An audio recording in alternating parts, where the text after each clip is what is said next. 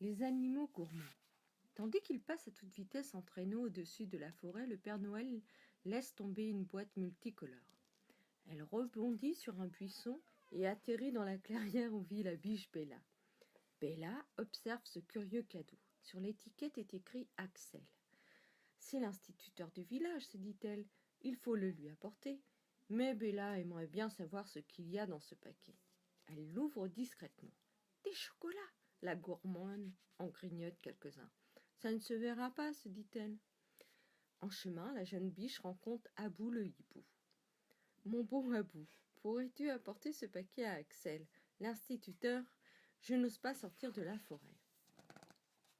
Avec plaisir, répond Abou, ravi de rendre service. Le hibou saisit la boîte et s'envole jusque chez Berthe, la chèvre. Il se pose et jette un œil au contenu du paquet. Miam, des chocolats, j'en prends quelques-uns, ça ne se verra pas, se dit-il en voyant Berthe arriver. Mon ami, lui demanda-t-il, pourrais-tu apporter ce paquet à Axel, l'instituteur? Il est trop lourd pour moi. Bien sûr, répond la chèvre, ravie de rendre service. Berthe prend la boîte entre ses dents et court jusqu'à la limite de son champ. Elle aperçoit Hector, le jeune chien. Mais avant de le rejoindre, Berthe, qui a senti la bonne odeur de chocolat, se sert aussi.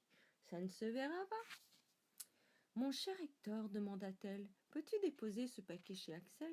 Je ne dois pas sortir du champ. Sans problème, répond son ami, ravi de rendre service. À peine a-t-il attrapé la boîte qu'il ferme lui aussi les chocolats. Ni vu ni connu, il en avale 2 avant de la déposer sur le perron d'Axel. Ça ne se verra pas.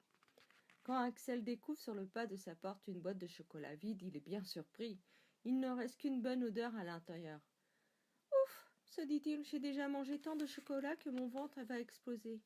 Cette jolie boîte sera parfaite pour y ranger les bons points des enfants.